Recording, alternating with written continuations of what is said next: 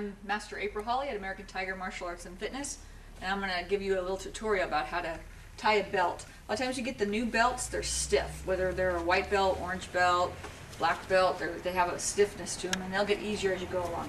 So if you're tying your belt on one of your children, we're going to use Stan here, and we've got his arms out of the way. You'd ask your kids to put their arms like an airplane, and then what you want to do is actually wrap it all the way around and figure out, it'll get to be more obvious to you how much usually hangs down.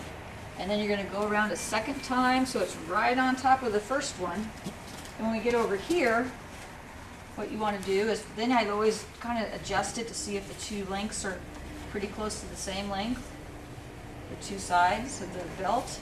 Then I take the top one and I go underneath and above both sections on the belt. You want to get both of those so they stay together. Right? When you get here, I double check again. They did a pretty good job there. You take the bottom half and you come around, go through the loop, and pull it tight. Then you can go as tight as you want here. It's not going to make it tighter around the waist, but it will make the knot tight and hopefully won't fall off while you're training. So that's one perspective on how we tie a belt here at American Tiger Martial Arts and Fitness. Okay, so a lot of times people think that the best way to do it is to find the halfway mark on the belt and then start at the front and go around and then crisscross them in the back and come around and start tying. Well, that looks fine in the front, looks exactly like the way I just did it, but I'm just going to turn this whole belt around. If you look in the back, it's crisscrossed. So that's not as neat, and this can sometimes lump up when it's crisscrossed like that. See right here? And if you're doing back falls or whatever, you can feel that lump right there. So that's why it's best to do it the way I did and start here and start here and have the mount that's usually hanging down, going around that second time, and then tying the belt. So if you can come in quick, I'll show you what I'm talking about on the belt as far as tying the knot. Since we've gone around twice, there's both sections of the belt here that we want to make sure we get. If we just do one like this, it becomes kind of really, well, you can see it's all falling apart already.